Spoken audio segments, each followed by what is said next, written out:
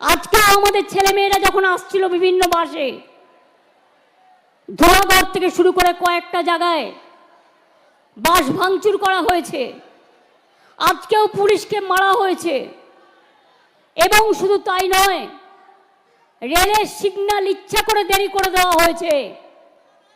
কারণ এখানে রেল বলুন, সিবিআই বলুন, ইডি বলুন, ইনসাফ বলুন, সব কিছু বিজেপি করে, বিজেপি চালায়। আমি কোনোদিন এরকম কেন্দ্রীয় সরকার দেখিনি যে দল নির্ভর দলদাস, বিজেপি পার্টি একটা দলদাসের সরকার। এদের মতো নির্লজ্জ, এদের মতো অত্যাচারী, এদের মতো অহংকারী, এদের মতো কুৎসাচারী, এদের মতো অপপ্রচারকারী, এদের মতো চক্রান্তকারী আমি কোনো দিন দেখিনি। আমরাও ছাত্র রাজনীতি করেছি, আমরা বন্ধের রাজনীতি বিশ্বাস করি না। কিসের বন্ধ? কাকে নিয়ে বন্ধ? বন্ধ করলে যাও আগে প্রধানমন্ত্রী নরেন্দ্র মোদীর বিরুদ্ধে বন্ধ করো, যিনি আজ পর্যন্ত শুধু এজেন্সি লাগিয়ে মানুষের উপর অত্যাচার করা ছাড়া উত্তরপ্রদেশের ঘটনায় পদত্যাগ করেনি, রাজস্থানের ঘটনায় পদত্যাগ করেনি, আসামের ঘটনায় পদত্যাগ করেনি, মধ্যপ্রদেশের ঘটনায় পদত্যাগ করেনি, এমনকি মণিপুরের পরিবারগুলোর কাছে ছুটে যায়নি। আর আসামে তো এনকাউন্টার করে মেরে দেওয়া হলো, যে অভিযুক্ত তাকে মেরে দেওয়া হলো। মনে রাখবেন, কালকে ছবিতে আমরা দেখেছি ডেড বডি নিতে এসেছিল কালকে, পুলিশ এতটাই সংযত ছিল, কারো মাথা ফাটিয়ে দিয়েছে, কারো চোখ কেড়ে নিয়েছে, কারো কান ফাটিয়ে দিয়েছে, কারো হাত পা ভেঙে দিয়েছে। তাও পুলিশকে আমি কালকের জন্য স্যালুট জানাই। ওরা সংযত থেকে নিজের রক্ত দিয়েছে, কিন্তু বিজেপি চক্রান্তের কাছে কোনো ডেড বডি তুলে দেয়নি, এটা মাথায় রাখবেন।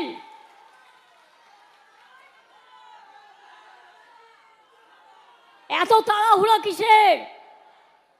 কদিন আগেও তো 4টে বাই ইলেকশন হয়ে গেল, গোহারা হেরেও লজ্জা নেই? ওগুলোও তো তোমাদের আসন ছিল। সারা ভারতবর্ষে কোথাও জিতবে না, জেনে রাখুন। তাই আজকে চক্রান্ত করে বলুন তো একটা কথা, আমি জাজ নিয়ে বলতে চাই না, কিন্তু জাজমেন্ট নিয়ে বলবার অধিকার আমি একজন আইনজীবী হিসেবে জিজ্ঞেস করছি। আমি আইনে প্র্যাকটিস করেছি অনেক দিন।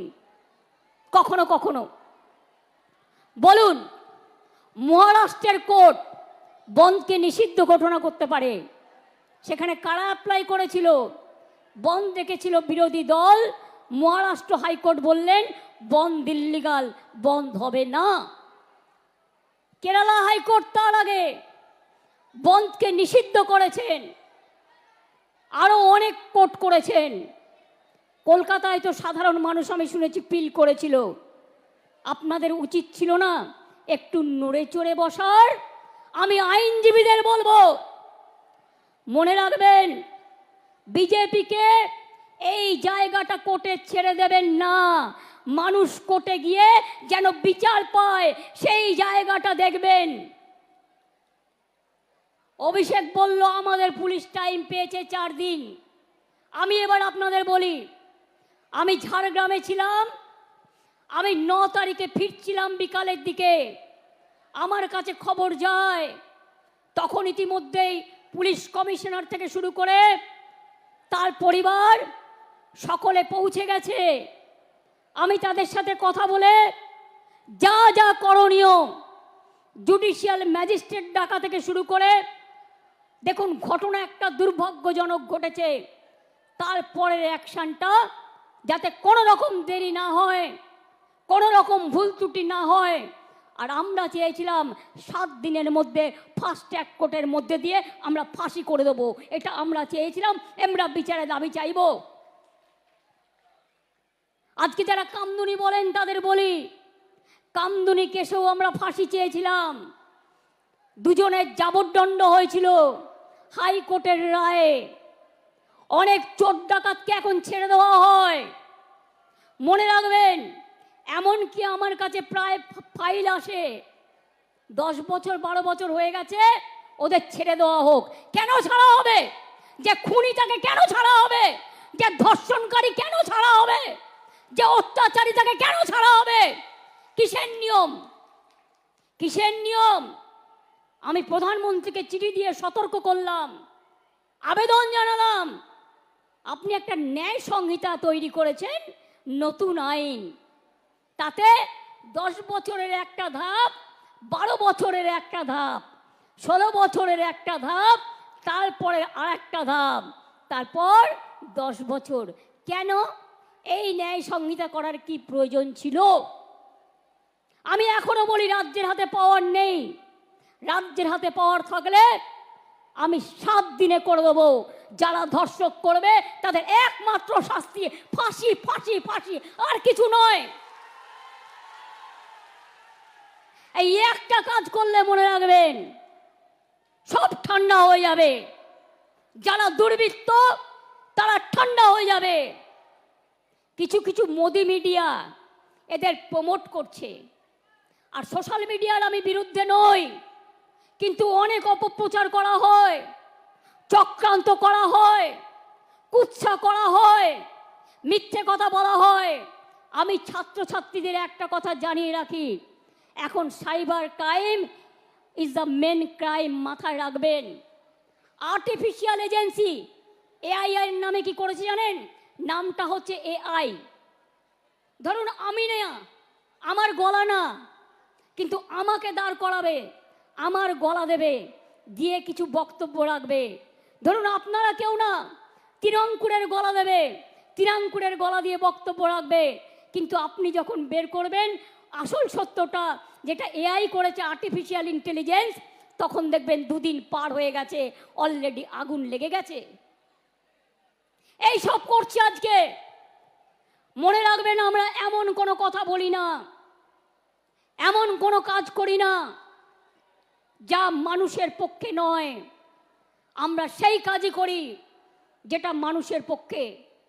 আমি আপনাদের কাছে বলে যাচ্ছি, আমি নেক্সট উইকে অ্যাসেম্বলি কল করব বিধানসভা স্পিকারকে বলে, এবং আমরা ওয়েস্ট বেঙ্গল অ্যাসেম্বলি থেকে আগামী 10 দিনের মধ্যে ফাঁসির, ধর্ষকের ফাঁসি চাই, এই বিল আমরা পাশ করে রাজ্যপালের কাছে পাঠাবো। আমি জানি রাজার পাঠ, রাজা বাবু কিছু করবে না, না করলে মেয়েরা মনে রাখবেন রাজভবনে গিয়ে বসে থাকবে ঘন্টার পর ঘন্টা, ভাইরাও থাকবে। এ বিল সই করতে হবে, রাজ্যপালের কাছে, রাষ্ট্রপতির কাছে পাঠিয়ে দিয়ে দায়িত্ব সারলে হবে না। আপনি আবার বড় বড় কথা বলেন কি? আপনার রাজভবনের কর্মী, একজন মহিলা কর্মী, তাকে আপনি নির্যাতন করেন, সে মেয়েটা বিচার পায়নি, ট্রমাটাইজ হয়ে গিয়েছিল, তাকে আমি অন্য জায়গায় চাকরি দিয়েছি, তাকে আমি সরিয়ে নিয়েছি, থাকবার জায়গা করে দিয়েছি। এই কথাগুলো বলতে পারেন না? লজ্জা নেই? কালকে কারা এসেছিল আন্দোলন করতে? ছাত্রছাত্রীরা না guardian to call? Guardian to call. ছাত্রছাত্রীরা কেউ তোমাদের সাথে নেই, শুভ সমাজ নেই, শুভ বুদ্ধির লোকেরা নেই। আচ্ছা বলুন তো, যদি বাংলার লোক হয় তারা নবান্ন চেনে না? তারা রাজভবন চেনে না? আমি তো কালকে দেখলাম রাজভবনের দক্ষিণ গেটেও ঢিল মেরেছে। এরা কারা? এরা কোথাকার? কোথার থেকে এসছে? আমি পরিষ্কার বলে যাই, বাংলা সবাইকে গ্রহণ করে, সবাইকে আসন দেয়, সবাইকে অলঙ্কৃত করে, সর্বধর্ম মানে, সবাইকে ভালোবাসে। কিন্তু কেউ যদি মনে করেন বাইরে থেকে এসে বাংলাকে অচল করবেন, বাংলাকে অশান্ত করবেন, তারা মনে রাখবেন বাংলার মৃত্যু নেই, বাংলা অচল হয় না, বাংলা সচল থাকে। প্রত্যেকটা লোককে যারা মেরেছে খুঁজে বের করা হবে, এবং প্রত্যেকের আমরা চাই শাস্তি হোক। কোর্ট কি করবে আমি জানি না, বিজেপি বললেই কোর্ট ছেড়ে দেয়, মানুষ তো শাস্তি দেবে, এটা মাথায় রাখবেন। আমি মানুষকে কথা বলবো না, আইন হাতে তুলে নিক। দেখুন আমাদের মতো একটা সরকার দেখান তো, যারা কুৎসা করে টিভি চ্যানেলে গিয়ে, সবাই খারাপ আমি বলবো না, কিন্তু কেউ কেউ তো আছে টাকার বিনিময়ে করেন, তাদের আমি জিজ্ঞেস করব, যখন জুনিয়র ডাক্তাররা প্রতিবাদে স্ট্রাইক করছিলেন দেশ জুড়ে, আমরা কিন্তু ডাক্তারদের বিরুদ্ধে একটা অ্যাকশন নিইনি। তার কারণ আমি মনে করেছিলাম ওদের আন্দোলনটা সঙ্গত, ওরা ওদের বন্ধুর বিচার চাইছে। কিন্তু দিল্লিতে ওরা কিন্তু এফআইআর করে দিয়েছিল ডাক্তারদের বিরুদ্ধে, যেটা সুপ্রিম কোর্ট বলেছিল এখনো পর্যন্ত যারা কাজে জয়েন করেনি কিছু করবেন না, পরে এটা রাজ্যের ওপর ছেড়ে দিলাম। আজকে কতদিন হলো? 9 থেকে আজকে কদিন হলো? 9 তারিখে পুলিশ ডেড বডি পেয়েছে, 10 তারিখে রাত 3টে নাগাদ ডেড বডি ক্রিমেশন হয়েছে, সারা রাত জেগে কাজ করেছে। আমি নিজে 11 তারিখটা বাদ দিয়ে তার কাজ ছিল বলে 12 তারিখে সকালে তাদের বাড়িতে গেছি, তার বাবা মাকে বলেছি বলুন আপনারা কি বলতে চান, আপনারা আমাদের কাছে কি কি চান, আপনাদের কি কি দাবি। আমি পুলিশ কমিশনারকে সাথে নিয়ে গিয়েছিলাম। তার আগে যে কেসটা দেখছে আমাদের পুলিশের, তিনি সমস্ত ভিডিও রেকর্ডিং দেখিয়ে, সিসিটিভি ফুটেজ দেখিয়ে সব রিপোর্ট তার বাবা মাকে দেখিয়ে এসেছিল। আমি শুধু বলেছিলাম আজকে সোমবার, আমাকে শনিবার পর্যন্ত টাইম দিন, মঙ্গল বুধ বৃহস্পতি শুক্র শনি 5 দিন, মঙ্গলবারের মধ্যে সিবিআই হয়ে গেল। তার মানে ওরা বিচার চায় না, কেসটাকে জলে ফেলে দিল। আজ কদিন হলো, আজ কদিন হলো ঘটনা ঘটে, ওরা পেয়েছে মঙ্গলবার, সিবিআই অর্ডার হয়েছে কোর্টে সম্ভবত মঙ্গলবার, তাই তো? সন্ধ্যেবেলায় কাগজপত্র পেয়ে গেছে, তারপরে মঙ্গলে 8, আর একটা মঙ্গলে 15, আজকে বুধবার 16 দিন হয়ে গেল। কোথায় গেল বিচার? বিচার চাইতে হবে, বলতে হবে বিচার চাই, বিচার চাই, জবাব দাও সিবিআই, বিচার চাই, বিচার চাই, জবাব দাও সিবিআই, ফাঁসি চাই, ফাঁসি চাই, জবাব দাও সিবিআই। আজকেও জুনিয়র ডাক্তারদের মিছিল আছে, আমি চাই তারা ভালো করে করুক, আমার সমর্থন তাদের প্রতি ছিল, আছে, থাকবে, তারা অনেক পরিষেবা দেয়। সাথে সাথে আমি বলবো আপনারা তো মানবিক, আপনারা তো অঙ্গীকারবদ্ধ মানুষকে সেবা দেবার জন্য। সুপ্রিম কোর্টও রিকোয়েস্ট করেছে সবাইকে কাজে যোগ দেবার জন্য। অনেক মানুষ পরিষেবা না পেয়ে মারা গেছে, এরা গরিব লোক। যারা বড় লোক কোটিপতি অনেক টাকা আছে তারা প্রাইভেট হাসপাতাল ট্রিটমেন্ট করতে পারে, কিন্তু যারা গরিব লোক তারা পারে না। কোথায় যাবে বলুন তো? একটা প্রেগনেন্ট লেডির যদি বাচ্চা জন্মাবার সময় হয়, ডাক্তাররাই তো তার ডেলিভারিটা করে, সে কি ওয়েট করতে পারে? তার তো একটা সময় থাকে। একটা হার্ট অপারেশন যদি কারো হার্ট অ্যাটাক হয়, সঙ্গে সঙ্গে ব্যবস্থা নিতে হয়। এই ধরনের অনেক রোগ আছে যা আপনারা করেন, সিনিয়র ডাক্তাররা সাথে থাকে, জুনিয়র ডাক্তাররা করেন, এর থেকে আপনারা ট্রেনিংটাও পান, ট্রেনিংটাও হয়ে যাক। আমি আপনাদের কথা দিচ্ছি, আমি আজকে মিটিং করছি, আজ পর্যন্ত বলছি আমরা কোনো ব্যবস্থা নিইনি।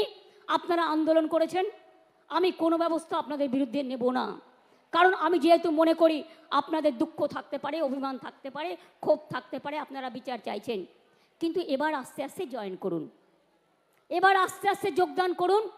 তা নাহলে সুপ্রিম কোর্ট কিন্তু সেদিন বলেছিলেন, এরপর থেকে স্টেট গভর্নমেন্টকে পাওয়ার দেওয়া হলো টু টেক অ্যাকশন। আমি অ্যাকশন নিতে চাই না, তার কারণ আমি চাই ওরা ভালো করে পড়াশুনো করুক। আমি যদি কারোর বিরুদ্ধে এফআইআর করি, তার ভবিষ্যৎটা নষ্ট হয়ে যাবে, সে আর কোথাও চান্স পাবে না, পাসপোর্ট পাবে না, ভিসা পাবে না। আমি যদি কারোর বিরুদ্ধে লিগালি অ্যাকশন নিই, সে বিচার পাবে না, সে মনে রাখবেন তার জীবনটা পুরো নষ্ট হয়ে যাবে। আমরা সেটা চাই না। আমাদের সরকারের মানবিক মুখ আছে, মানবিক মুখ দিয়ে আমি আরো ডাক্তার তৈরি করতে চাই। এবং আমরা আমরা একমাত্র গভর্নমেন্ট যেটা নারী সুরক্ষার জন্য রাত্রি সাথী আমরা ডাক্তারদের জন্য তৈরি করেছি। আমি অলরেডি 100 কোটি টাকা স্যাংশন করেছি। যদি কোথাও অন্ধকার থাকে আলো লাগাতে বলেছি, সিসিটিভি লাগাতে বলেছি। যদি কোথাও রেস্টরুমের অভাব থাকে সেগুলো করে দিতে বলা হয়েছে। আপনারা জানেন হেলথ আগে কি ছিল, আর আজকে হেলথটা ওয়েলথ হয়ে গেছে। দুর্ভাগ্যজনক কোনো ঘটনা ঘটলে এটা আমাদের সকলের পরিবারের ঘটনা হিসেবে আমরা নিই। আমরা মনে করি না সে একটি পরিবারের মেয়ে, আমরা মনে করি সমগ্র পরিবারের মেয়ে। এবং আমি মনে করি ছাত্রদের নির্বাচনটা হওয়া উচিত। এখন তো একটু সিস্টেম চেঞ্জ হয়েছে। আগে ছিল first year, second year, third year বা ইউনিভার্সিটি 5th ইয়ার, 6th ইয়ার, এখন হয়ে গেছে সেমিস্টার।